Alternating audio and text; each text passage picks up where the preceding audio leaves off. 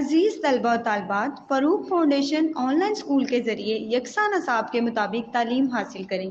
अगर हमारी वीडियोस पसंद आएँ तो चैनल को सब्सक्राइब करें और दोस्तों के साथ शेयर करें और बेल आइकन को लाजमी दबाएं ताकि आइंदा आने वाली तालीमी वीडियोस आप हासिल कर सकें। अस्सलाम वालेकुम बच्चों, उम्मीद है आप सब खैरियत से होंगे। बच्चों, ऑनलाइन स्कूल से आप मुकम्मल तालीम हासिल करके बोर्ड का इम्तहान बराए जमात नहम और दहम बेहतर तौर पर पास कर सकते हैं। आप अपनी उम्र और तालीम के मुताबिक मज़ीद तालीम हासिल करें। वालिदैन से फ़ोन या कंप्यूटर पर हमारी वीडियोस के ज़रिए तालीम हासिल करने की दरख्वास्त करें। रोज़ाना 1 से 2 घंटे ऑनलाइन पढ़ाई करें और जब आप स्कूल जाएंगे तो आपको मज़ीद किसी मदद की ज़रूरत नहीं होगी। इस तरह पढ़ाई करके अपना वक्त और वालिदैन के अखराजात में बचत कर सकते हैं। ऑनलाइन स्कूल की कोई फ़ीस नहीं है। आप जूम पर भी क्लासेस का फ़ायदा उठा सकेंगे। हर मजमून की मुकम्मल तालीमी वीडियोस मौजूद हैं। अस्सलाम वालेकुम students, how are you? I hope so that you all are doing good. आज का जो हमारा टॉपिक है, जो आज के लेक्चर में हम लोग कवर अप करेंगे, वो है the last rulers of Gupta family. As you know that कि हम जो भी हमारा लेक्चर होता है उसको 3 पार्ट्स में डिवाइड करते हैं। फर्स्ट में हम लोग देखते हैं कि उसकी जो इंग्लिश की रीडिंग होती है उसको हम लोग रीड करते हैं, जस्ट रीड करते हैं। एंड आफ्टर दैट हम लोग वही सेम जो हम लोग पैसेज रीड किया होता है उसको अगेन उसमें उर्दू में समराइज करते हैं, टोटल उर्दू में। एंड थर्ड टाइम उसको उर्दू और इंग्लिश दोनों में समराइज करके एक्सप्लेन करते हैं। इस तरह से क्या होता है, जो स्टूडेंट्स इंग्लिश में लैक कर रहे होते हैं उनकी वो वहाँ पे डेफिशिएंसी पूरी हो जाती है, और जिनको उर्दू में भी साथ समरी चाहिए होती है उनकी भी वो ज़रूरियात और डेफिशिएंसी जो होती है वो भी पूरी हो जाती है। और थर्ड टाइम एक्सप्लेनेशन में उनको अच्छी तरह से चीज़ें समझ आ जाती हैं और उनको अगेन एंड अगेन एक ही चीज़ को रिपीट करने की जरूरत नहीं पड़ती। And I hope so that ये जो मेथड है आपको पसंद आएगा। Okay, without wasting our time, let's start our today lecture. The last rulers of Gupta family. Gupta खानदान का जो आखिरी हुक्मरान था वो कौन था और उसने कब तक रूल ओवर किया, ये हम लोग इस पैसेज में ये देखेंगे। The son of Chandragupta II was Kumar Gupta, who ruled for 42 years and died in 453 AD. After his death, his son Skandar Gupta came into power. The Hun nation started attacks during his rule and Gupta Empire came to an end. Okay. Gupta खानदान के आखिरी हुक्मरान Chandragupta to का बेटा कुमार गुप्ता था, जिसने 22 साल हुकूमत की और 453 ईस्वी में वफात पाई। उसकी मौत के बाद उसका बेटा सिकंदर गुप्ता इक़्तिदार में आया। हुन कौम ने अपने दौरे हुकूमत में हमले शुरू कर दिए और गुप्ता सल्तनत का खात्मा कर दिया। ओके, पहले भी मैंने आपको ये चीज बताई हुई है लेकिन मैं फिर मेंशन कर देती हूँ। सबसे पहले ये जो वर्ड आता है एडी, एडी में बहुत सारे जो स्टूडेंट होते हैं वो कंफ्यूज होते हैं, वो इसको एडी को आफ्टर डेथ कंसिडर कर लेते हैं, लेकिन आफ्टर डेथ इसे नहीं किया जाता, इसे in the year of Lord Christ हम लोग समझते हैं। और इसका जो वर्ड है ये लैटिन वर्ड टर्म से लिया गया है।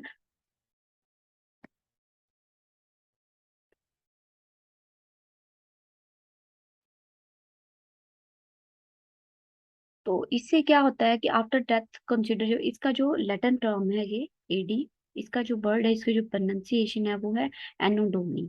और इसको जो है इसका मीनिंग है in the year of Lord.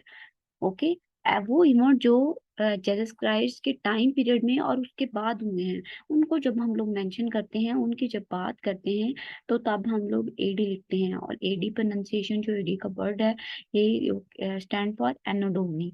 अगर आफ्टर डेथ इसको हम कंसिडर करें कि इसका मीनिंग आफ्टर डेथ है, आफ्टर डेथ जीसस क्राइस्ट, तो वो इवेंट या वो टाइम पीरियड जो जीसस क्राइस्ट जिसमें जिंदा थे तो वो फिर कहाँ पे आता है, उसको हम कैसे कंसिडर करेंगे, कैसे लिखेंगे? तो वो गलत कॉन्सेप्ट है, उसको आप लोग अपना क्लियर कर लो। ओके, ये जो है द रूलर, जो लास्ट जो रूलर है इनका वो है कुमार गुप्ता। कुमार गुप्ता बेटा किसका था? वो चंद्रगुप्ता टू का सन था, मतलब बेटा था। और उसने कितने साल हुकूमत की? उसने 42 साल हुकूमत की और आखिरकार 453 AD में उसकी डेथ होगी। और इस पे इसकी जो वजह थी, जो गुप्ता जो फैमिली थी या गुप्ता जो एम्पायर था, उसकी जो डायनेस्टी खत्म होने की, डायनेस्टी का खात्मा करने की जो वजह थी, वो अटैक किस नेशन ने किए थे ये भी आपको याद होना चाहिए। दिहुन नेशन जो है started attack on Gupta family, on Gupta empire, और जिसकी वो वजह बनी, उनका जो डायनेस्टी थी वो खत्म हो गई। नेक्स्ट जो हमारा टॉपिक है वो है the role of Raja Harsh in the union of India 606 AD to 647 AD.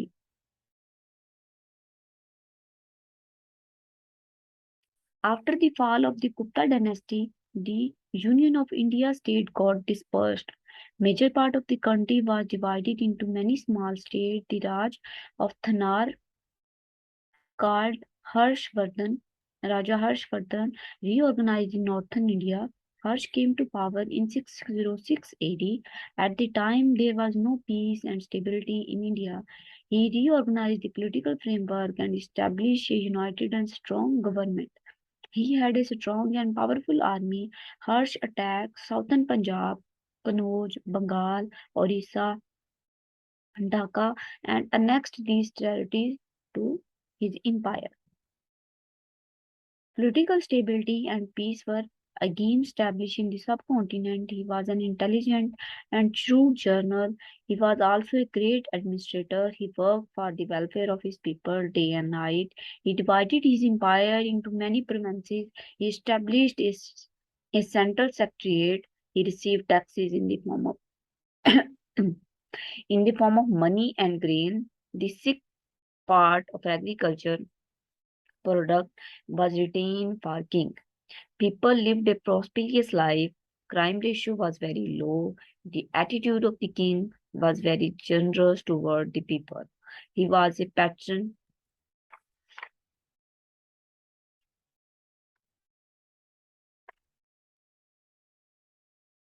He was patron of literature. He himself was a poet, dramatist, and author. He established educational institute in the country. He often forget taking meals or rest while doing good deeds. He was a very wise ruler. He had friendly relations with neighbor countries, especially with China. Harsh died in 647 AD. After his death, northern India again got divided into small states.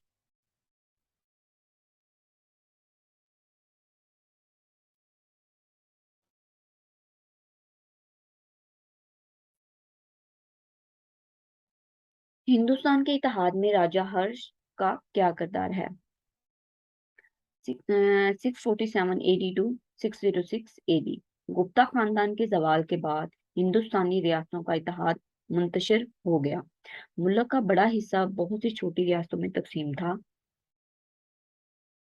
थानियार के राजा जैसे राजा हर्ष वर्धन कहते हैं कि शुमाली हिंदुस्तान की तंजीम no की। राजा हर्ष 606 ईस्वी में इक़्तिदार में आया। इस वक्त हिंदुस्तान में अमन इस्तेकाम नहीं था। उसने सियासी फ्रेमवर्क को दोबारा मुंजिम किया और एक मुतहिदा और मजबूत हुकूमत कायम की। उसके पास एक मजबूत और ताकतवर फौज थी। राजा हर्ष ने जनूबी पंजाब, कन्नौज, बंगाल, उड़ीसा और दक्कन पर हमला किया और इन इलाकों को अपने साथ मिला लिया। बरसगीर में दोबारा सियासी इस्तेकाम और अमन कायम हुआ। वो एक ज़हीन और होशियार जनरल था।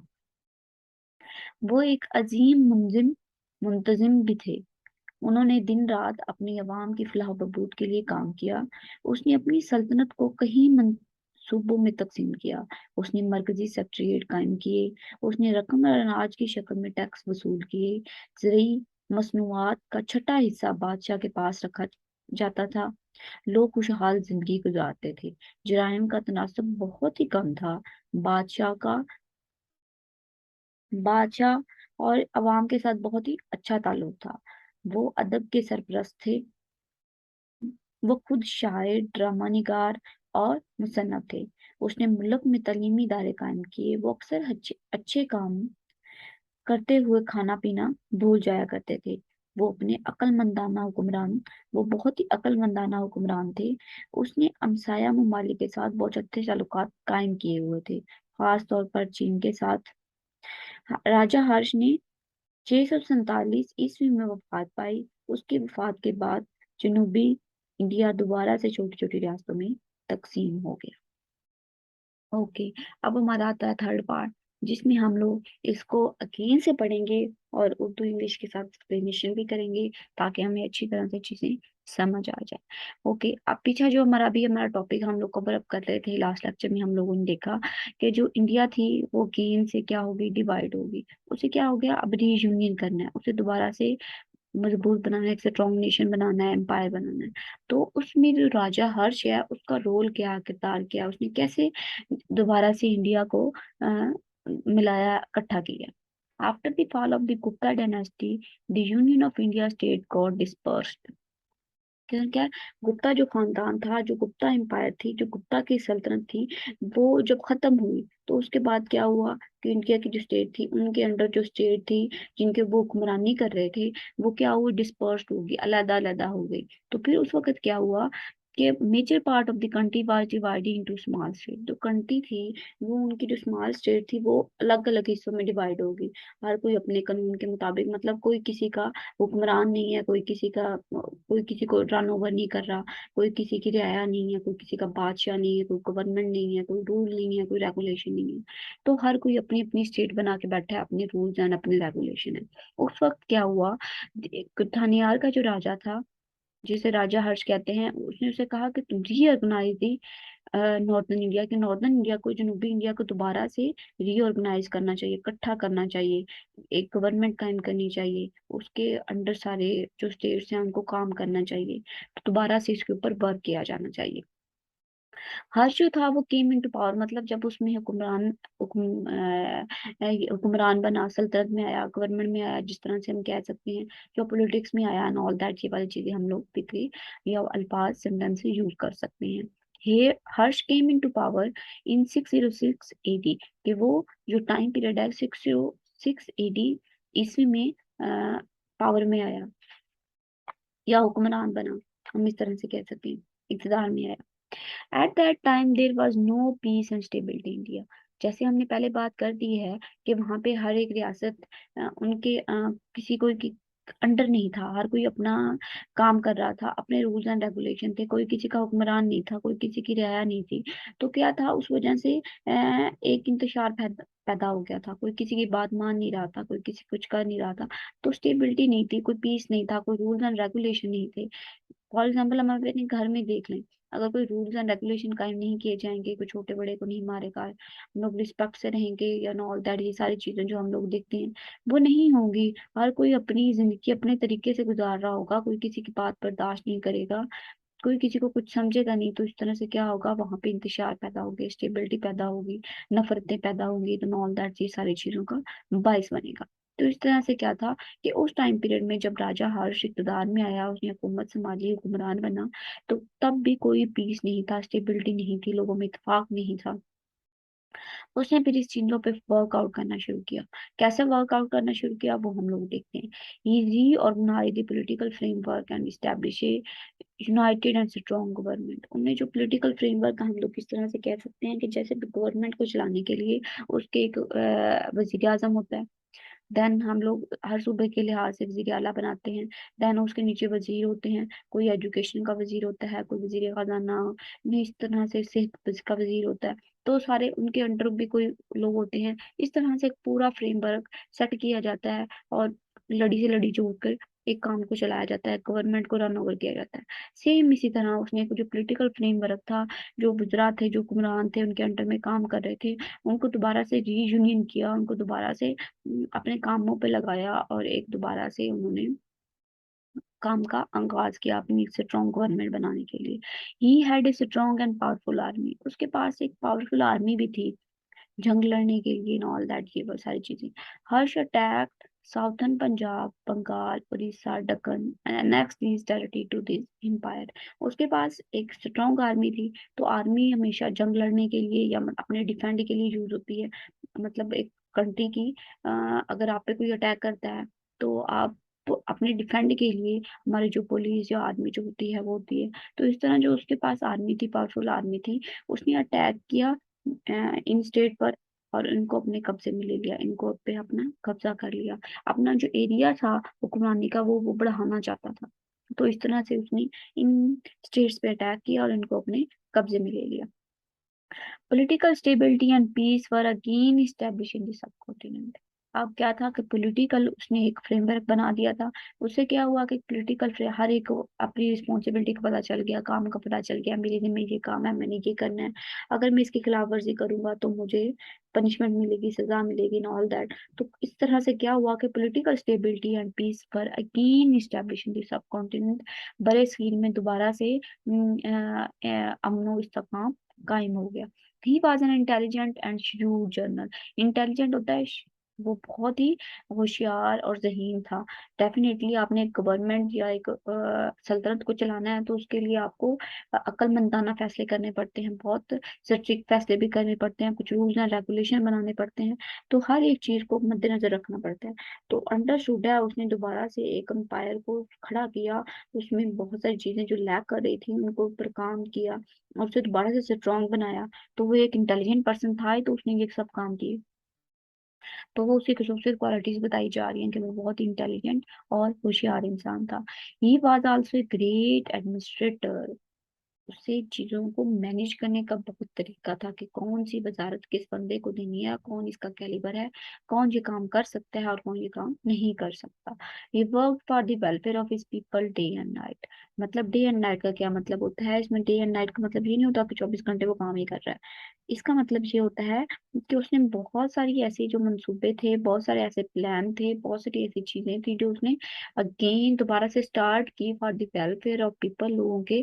और उनके ऊपर ये नहीं है कि कह दिया तो काम हो रहा है तो हो रहा है, उनके ऊपर चेक आउट रखा कि ये जो मैंने प्लान्स बनाए हैं, जो मैंने मंसूबे बनाए हैं, उन पे काम हो रहा है क्या नहीं हो रहा। अगर हो रहा है तुमसे लोगों को फायदा मिल रहा है या नहीं मिल रहा, वो उसे बेनिफिट हासिल कर रहे हैं या नहीं कर रहे, लोगों तक ये सहूलियात पहुंच भी रही हैं या मैं सिर्फ उन पे ऑर्डर ही दे रहा हूँ।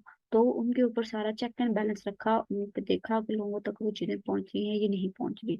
तो इट्स मीन इसका मतलब होता है day and night work. He divided his empire into many provinces। जैसे अब हमारी कंट्री है तो इस कंट्री में आगे नेक्स्ट प्रोविंसेस हैं, सूबे बने हुए हैं।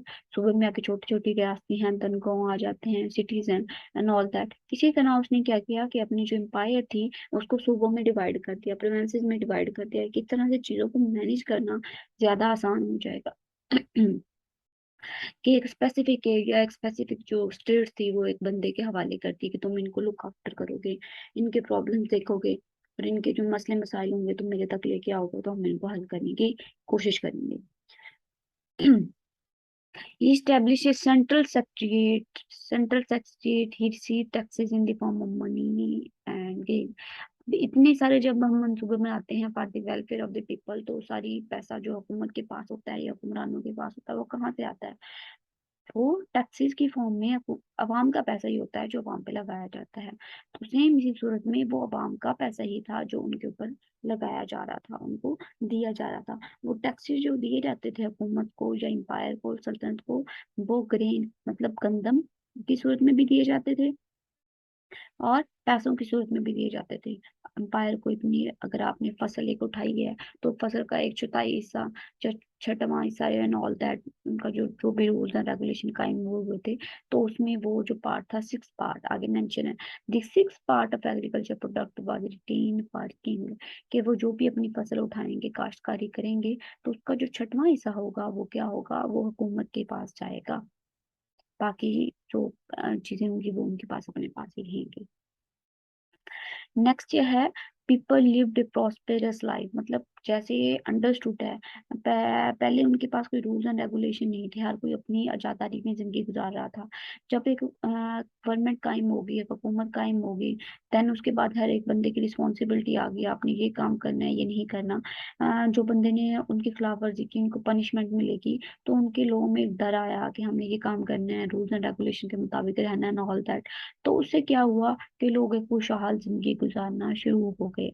और क्राइम की जो रेशियो थी वो भी कम हो गई। अंडरस्टूड है, जब उनको पता है कि हमको क्राइम करेंगे, और क्राइम होता किसकी सूरत में, क्राइम होता ही तब है जब उनके पास खाने पीने के लिए या अपनी जिंदगी गुजारने के लिए प्रॉपर जो चीजें उनको नहीं मिल रही होती। तो अंडरस्टूड है, फिर उन्होंने कोई ना कोई तरीका निकालना होता है कि वो अपनी जो नीड्स है उनको पूरा करें। तो उसने जब रूल्स एंड रेगुलेशन ऐसे बना दिए कि हर बंदे को उसका हिस्सा मिल रहा है, हर बंदे को उसकी जरूरियात के मुताबिक उसकी चीजें मिल रही हैं, तो फिर क्राइम की रेशियो भी कम हो गई। और the attitude of the king was very generous toward the people, कि जो किंग था वो अपने लोगों के मसाइल सुनता था, उनको देखता था, उनकी बातें सुनता था, उनको हल करता था। तो इस तरह से क्या था कि एक स्ट्रॉन्ग जो रिलेशन था, एक मजबूत जो ताल्लुक था, वो किंग और लोगों के दरमियान एक कायम हो गया। कि किंग अपने जो लोगों से के पास जाता था, उनसे उनके मिसाइल पूछता था, उनसे खताब करता था, उनसे पूछता था कि तुम लोगों को वो चीजें मिल रही हैं या नहीं मिल रही। He was a patron of literature, कि वो लिटरेचर को बहुत सरपरस्त था, कि लिटरेचर को बहुत लाइक करता था, पसंद करता था। He himself was a poet, dramatist and author. Raja Harsha की बात हो रही है इधर। ये जो राजा हर्ष है वो खुद एक क्या था, शायर भी था, ड्रामा निगार भी था, और मुसन्नफ भी था, मतलब वो राइटिंग भी करता था, वो लिखता भी था। तो उसमें कितनी क्वालिटीज थी, वो एक एम्पायर चला रहा है एंड आफ्टर दैट वो लिखाई का काम भी कर रहा है, तो उसको उसके पास इतना हुनर था।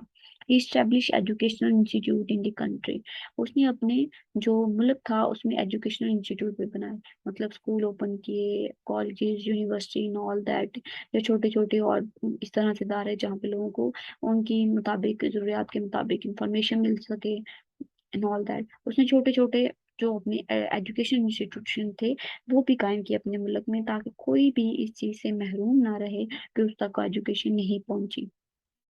He often forget taking meals and rest while doing good deeds.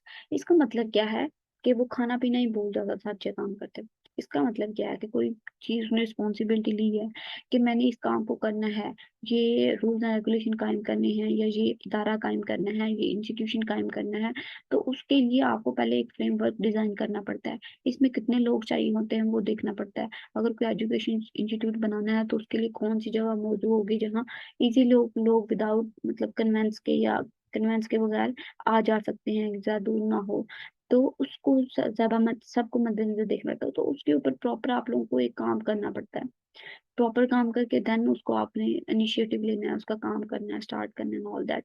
तो उसके क्या होता था कि जब उसकी कोई काम करना है, कोई फैसला करना है, कोई इनिशिएटिव लेना है, तो पहले उसकी वो लुक आफ्टर करता था, पहले उसकी सारी जांच पड़ताल करता था।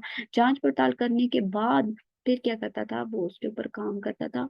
और फिर इन चीजों में फिर अपनी सेहत का ख्याल थोड़ा सा नहीं रखना पड़ता, तो वो अपनी चीजों को, खाना पीना और अपनी सेहत के बारे में भूल जाता था।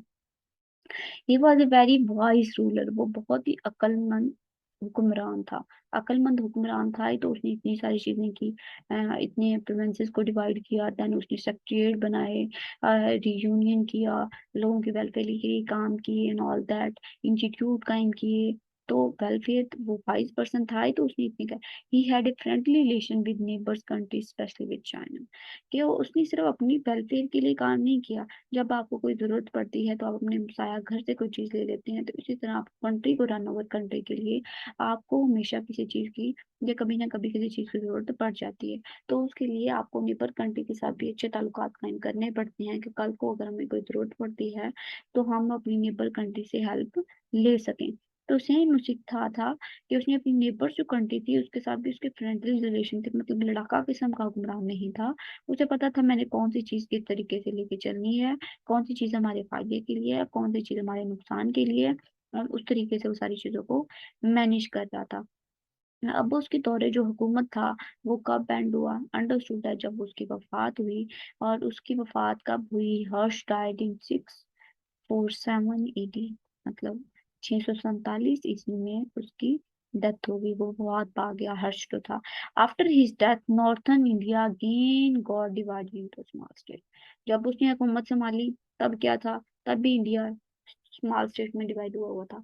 वो हुकूमत में आया, उसने रूल बनाए, एडमिनिस्ट्रेटर कायम किए, प्रोविंसेस कायम किए, सेक्रेटरीट बनाए, और बहुत सारी चीजें की, जिससे क्या हुआ कि एक उनने मुंजिम किया तमाम इलाकों को, उनके ऊपर एक हुक्मरानियत की। और उसकी डेथ के बाद सेम क्या हुआ कि वो जिस कंडीशन में पहले था वो उसी कंडीशन में वापस रिबैक चला गया। Northern India again small states में डिवाइड हो गया अपनी आजादारी अपनी हुकूमत में। अब हम लोग नेक्स्ट जो हमारा है वो उसमें हम देखेंगे कौन कौन सी जो स्टेट्स थी वो बन गई थी या इंडिपेंडेंट स्टेट्स थी।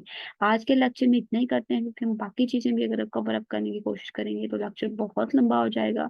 तो इस तरह से वो सुनने में भी थोड़ा सा डिफिकल्टी होती है। आई होप सो दैट आपको अच्छे तरीके से समझ आ गई होगी सारी चीजों की।